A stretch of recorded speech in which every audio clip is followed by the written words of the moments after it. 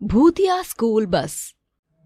रवि अपनी school bus में बैठकर बाकी बच्चों के साथ स्कूल जा रहा था। तभी बस में अजीब अजीब सी आवाज आने लगती है और वो बोलता है, अंकल अंकल, मुझे पीछे वाली सीट से बहुत अजीब डरावनी आवाज आ रही है। आप देखो ना, मुझे डर लग रहा है। अरे रवि, वहाँ पर कुछ भी नहीं है। ये बोलकर कंडक्टर रामलाल रवि को बिठा देता है। तभी लास्ट वाली सीट से दो भूत आते हैं और कहते हैं, मैं हूँ यहाँ, इन बच्चों को अब आगे नहीं जाने दूंगा, मार डालूंगा। ये बोलते ही भूत चलती बस के आगे एक बड़ा सा पेड़ गिरा देता है, जिससे बस ड्राइवर को अचानक से ब्रेक लगानी पड़ती है। सभी बच्चों को चोट लग जाती है और बच्चे कहते हैं, मुझे चोट लग गई मम्मा, मम्मा मुझे मम्मा के पास जाना है। अंकल अंकल, क्या हुआ? बस इतनी जोर से क्यों रुकी? मुझे चोट लग गई सर पर। सारे बच्चे चुप हो जाओ, डरो मत, कुछ नहीं हुआ। अरे किशन भैया, सही से बस चलाओ ना, बच्चे डर रहे हैं। देखना, कपिल और माही की चोट भी लग गई है। अरे मैं सही से चला रहा था, न जाने बस के आगे ये पेड़ कैसे एकदम से गिर गया। पता नहीं बस कैसे निकलेगी। बच्चों को स्कूल लेट भी हो रहा है। सोच क्या रहे हो भैया, जंगल के साइड वाली जगह से निकाल लो। ड्राइवर रामलाल की बात सुनकर बस वहीं से निकालता है। कुछ देर बाद उस बस के सारे भूत इकट्ठा हो जाते हैं और कहते हैं, अब ये भूतिया स्कूल बस आगे नहीं जाएगी। ड्राइवर, रोक दे इस बस को। अगर ये बस चली तो इन सब बच्चों को अभी मार डालूंगा। और शायद तुम जानते नहीं हो, ये बस एक भूतिया बस है। भूत? इस बस में भूत कहाँ से आ गए? भूत बच्चों को डराकर उनकी सीट के पास कटी हुई मुंडी रख देता है। 3 भूत आकर बच्चों को परेशान करते हैं। तभी चिंटू कहता है, तुम बहुत गंदे भूत हो, छोड़ दो हम सबको, समझे? बिल से निकला नहीं और आया सबको छुड़ाने, अभी बताता हूँ तुझे। ये बोलकर वो भूत चिंटू को हवा में उछाल देता है। तभी गुस्से में चिंटू भूत पर थूक फेंक देता है। ये देखकर बस के सारे बच्चे उस भूत पर हंसने लगते हैं। अब आया ना मजा? बड़ा आए। भूत हो तो क्या डराओगे? मैं नहीं डरता, मैं मम्मा का ब्रेव बॉय हूँ। तेरी इतनी हिम्मत, तूने मुझ पर थूका, तुझे इसकी सजा मिलेगी। अरे अरे भूत भाई साहब, बच्चे को माफ कर दो, छोटा बच्चा है वो, उसे छोड़ दो, नादानी में कर गया ऐसा। नहीं, इस बच्चे की वजह से सारे बच्चों ने मेरा मजाक उड़ाया है। अब ये बच्चा मरेगा ही मरेगा। बस में बैठे सभी बच्चे सहम जाते हैं। वो भूत चिंटू को मार डालता है और उसकी खोपड़ी उस ड्राइवर के हाथ में फेंक देता है। ये देखकर ड्राइवर बहुत डर जाता है। फिर तेज रफ्तार से उस बस को भगाकर एक अंधेरी सुरंग में लाकर रोकता है और बच्चों से कहता है, सारे बच्चे जल्दी से बस से उतरो, जल्दी करो रामलाल, बच्चों को निकालो। दोनों अंधेरे में बच्चों को निकालकर उस सुरंग से बाहर ले आते हैं। भूत बस के बाहर आकर उन बच्चों और ड्राइवर को ढूंढता है, लेकिन कोई भी उन्हें नहीं मिलता। रामलाल ड्राइवर बच्चों को एक एक करके उनके घर वापस छोड़ देते हैं। शाम को चाय पीते वक्त रामलाल ड्राइवर से कहता है, भाई साहब, आज तो हम बाल बाल बच गए, वरना वो सारे भूत हमें मार डालते, और बच्चों को भी। मुझे चिंटू का दुख है, उसकी माँ बिलख बिलख कर रो रही थी, काश हम उसे भी बचा पाते। तूने सही बोला, शुक्र कर हमने सारे बच्चों की जान बचा ली, वरना चिंटू की माँ की तरह बाकी सबकी माँ भी ऐसे ही रोती, और हम पर बस नहीं है। तो तूने सभी बच्चों को माँ को बोल दिया ना कि वो नई बस आने तक अपने बच्चों को खुद छोड़ देंगे स्कूल। दोनों बात करके अपने घर चले जाते हैं। अगले दिन स्कूल में उनके टीचर कहती है, बच्चों, कल हम सबको पिकनिक जाना है, तो घर जाकर अपनी मम्मी को बता देना और खाने के लिए बहुत सारी चीज ले आना, ठीक है? ये अब तो हम पिकनिक पर जाकर मजे करेंगे। ये अब हम पिकनिक पे जाके मजे करेंगे। स्कूल के अगले दिन रामलाल और ड्राइवर बच्चों को पिकनिक ले जाने के लिए बस का इंतजाम करने के लिए जाते हैं कि उसके घर के आगे वही वाली स्कूल बस खुद आकर खड़ी हो जाती है, जिसे देखकर कहता है, अरे ये बस वापस कैसे खुद आ गई यहाँ? पर मैंने तो इसे सुरंग में ही छोड़ दिया था। खैर कोई बात नहीं, आज बच्चों को पिकनिक ले जाना है, लेकर चलता हूँ। ये बोलकर ड्राइवर और किशन सब बच्चों को उनके घर से ले आते हैं। साथ ही उस बस में उनकी क्लास टीचर मोनिका भी होती हैं। अब बस पिकनिक के लिए बच्चों के पार्क पर जा रही होती है। तभी बस में डरावनी आवाज की हलचल होती है और वो सारे भूत फिर से आ जाते हैं और कहते हैं, तुझे क्या लगता है हम तुझे छोड़ देंगे? ये बस इसलिए तो यहाँ खड़ी थी ताकि तुम सब वापस आ जाओ। अब मैं किसी को नहीं छोड़ूंगा, तुम सब मरोगे सब। भूत? बच्चों तुम डरो मत, इस भूत की बात मत मानो। मैं तुम्हें कुछ नहीं होने दूंगी। अच्छा, तो तू बच्चों को कुछ भी नहीं आने देगी? अरे अपने आप को तो बचा ले। ये बोलते ही वो भूत मोनिका को परेशान करता है, उसे डराता है। तभी बच्चे बोलते हैं, छोड़ो छोड़ो, हमारी मैम को छोड़ो। नहीं छोड़ेंगे हम किसी को भी। ये बोलकर भूत बच्चों को डराकर उन्हें मार डालता है। साथ ही रामलाल भी बच्चों को बचाने के चक्कर में मर जाता है। बस में मोनिका, कुछ बच्चे और ड्राइवर बचे थे। गुस्से से भूत बस के शीशे तोड़ने लग जाते हैं। डर के मारे एक बच्चा पानी पीता है कि गलती से माही का धक्का लग जाता है, जिससे वो पानी उछलकर उस भूत के हाथ पर गिर जाता है। उस भूत के हाथ का भीगा हुआ हिस्सा अदृश्य हो जाता है। ये देखकर ड्राइवर और मोनिका हैरान हो जाते हैं। तभी मोनिका कहती है, ये पानी कहाँ से आ गया? मेरा हाथ बहुत जल रहा है। ए बच्चे, इस पानी को फेंक, मैंने बोला पानी फेंक। मोनिका उस पानी की बोतल को नहीं फेंकने देती और भूत को कहती है, अच्छा, इसका मतलब तुम पानी से डरते हो। अब मैं तुम्हारे ऊपर ही पानी डाल दूंगी, इसलिए जो पूछ रही हूँ उसका सही जवाब दो। और बताओ, तुमने इस बस में क्यों कब्जा कर रखा है? बोलो। मैं नहीं बताऊंगा। ठीक है, फिर मैं तुम सब पर पानी फेंक दूंगी जिससे तुम जल जाओगे। नहीं नहीं, हम बताते हैं, बस पानी से कुछ मत करना, हमें डर लगता है।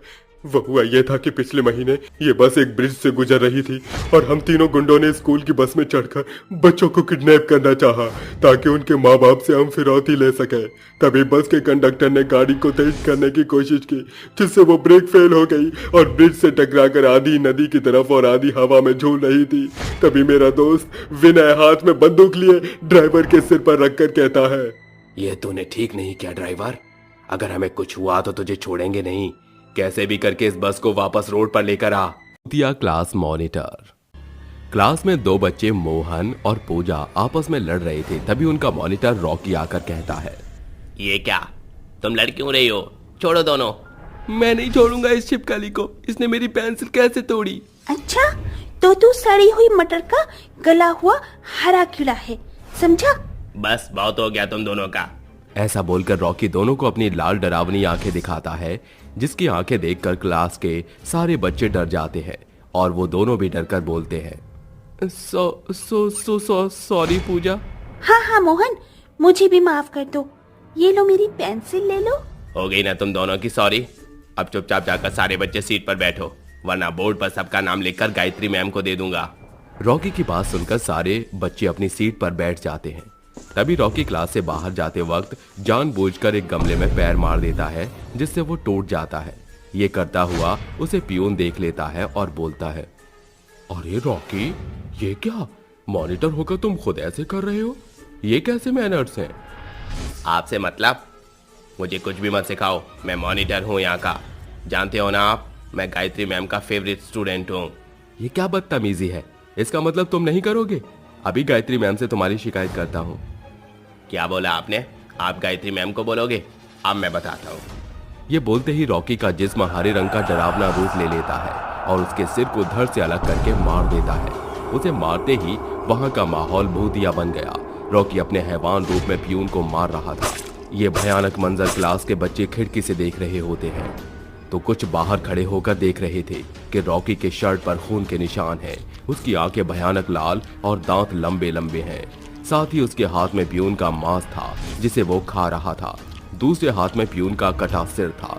तभी रॉकी के पीछे उसकी टीचर गायत्री भी डरावने रूप में आती है। ये देखकर रॉकी की क्लास के बच्चे डर जाते हैं और कहते हैं, हाय राम, ये क्या, हमारा क्लास मॉनिटर भूत और उसके पीछे गायत्री मैम है और वो भी उसकी तरह डरावनी चुड़ैल बन गई है। हाँ, देख तो, रॉकी ने कितने बुरी तरीके से पियोन को मारकर खा लिया। मनीष, मुझे तो बहुत डर लग रहा है। क्या ये दोनों क्लास में आकर हम सबको न खा लें अब?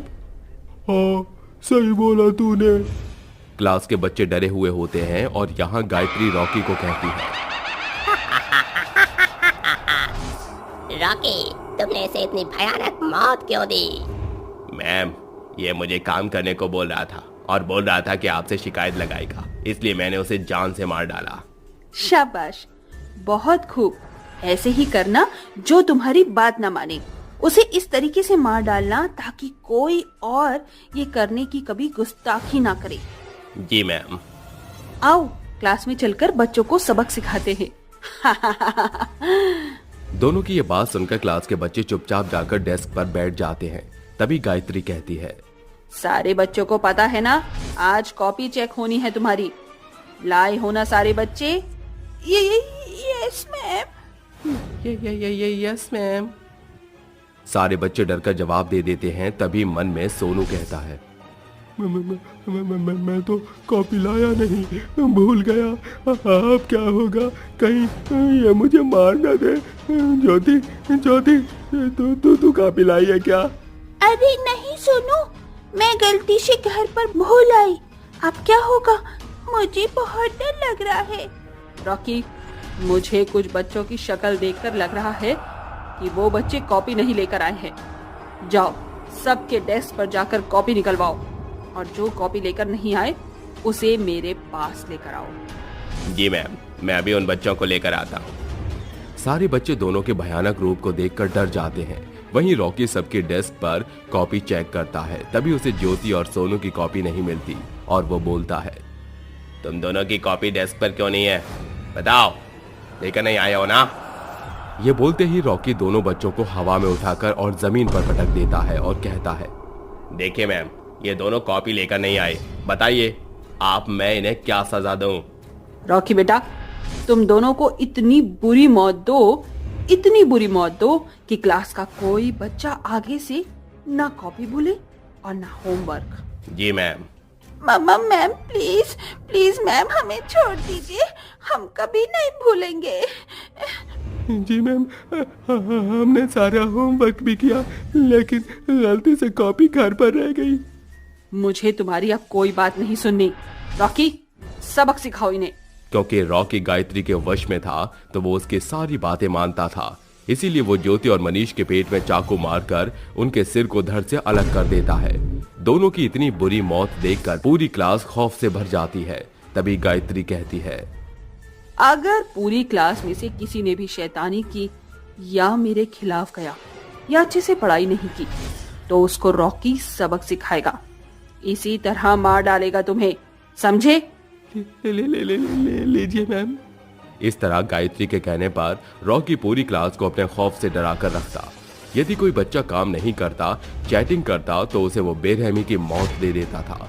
वक्त बीतता है, बच्चे गायत्री से ज्यादा रॉकी से डरा करते थे। तभी बड़ी हिम्मत करके उसी क्लास में से मोनी नाम की लड़की ने अपने पिता हरीश को ये सब बताया, जो कि पेशे से पंडित थे। तभी उसके पिता कहते हैं, क्या मोनी बेटा, ये सब कब से चल रहा है और तूने मुझे पहले क्यों नहीं बताया? इसलिए तू दिन रात भूत और चुड़ैल के डर से पढ़ा करती थी ना? हाँ पिताजी, अब आप कुछ कीजिए।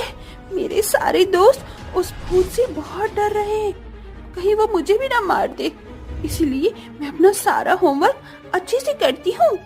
डर मत मोनी, अब मैं उस चुड़ैल को और उस मॉनिटर भूतिए बच्चे को भगाऊंगा। अगले दिन हरीश अपनी बेटी की क्लास रूम में आ जाता है और वहां मंत्रों का उच्चारण करता है, जिससे उसके बनाए हुए घेरे में रॉकी और गायत्री कैद हो जाते हैं। तभी वो गुस्से से बोलती है, क्या है पुट्टे, क्यों तूने मुझे यहाँ कैद किया है? बता मुझे, वरना मैं तेरी जान ले लूंगी। तेरे काले डरावने कारनामे का पता करने के लिए तुझे बुलाया है। अब बताती है या नहीं? नहीं बताएंगी मैम, समझा तो? हाँ, नहीं बताऊंगी। पंडित दोनों की बात सुनकर उन्हें जंजीरों में जकड़ लेता है, जिसके बाद वो बताने के लिए मजबूर होते हैं और बोलते हैं, मैं बताती हूँ, हमें मत मारो। 2 महीने पहले की बात है, रॉकी मेरा फेवरेट स्टूडेंट था, इसीलिए मैंने उसे क्लास का मॉनिटर बनाया था। मेरे कहने पर वो बच्चों को सजा देता था, उन्हें कंट्रोल करता था। लेकिन एक बार क्लास के बच्चे परेशान हो गए और बोले, रॉकी, मैम का एकदम चमचा हो गया है और हमें कितना मारता भी है। मैं तो परेशान हो चुका हूँ इससे अब। हाँ, बहुत मारता है और मैम चेंज भी नहीं करती है मॉनिटर। मेरा तो मन करता है मैं इसे मार डालूं। अरे वाह, तूने तो बहुत अच्छा आइडिया दिया है। अब हम इसके साथ यही करेंगे। बच्चे आपस में मिलकर चुपके से रॉकी के लंच में जहर मिला देते हैं। लंच टाइम में जब रॉकी वो लंच खाता है तो उसके साथ गायत्री भी उसका लंच खा लेती है, जिसे खाने के बाद दोनों तड़प तड़प कर मर जाते हैं और वहीं उनकी आत्मा एक डरावनी चुड़ैल और भूतिया मॉनिटर में बदल जाती है।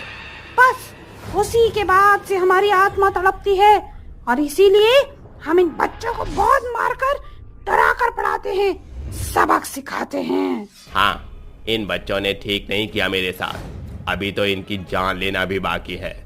तुम ऐसे सोचते रह जाओगे और मैं तुम्हें कुछ नहीं करने दूंगा, क्योंकि अब तुम्हारा खेल खत्म। ये बोलते ही हरीश उन आत्माओं पर गंगा जल छिड़क कर मार डालता है, जिसके बाद से वो स्कूल पहले जैसा नॉर्मल हो जाता है।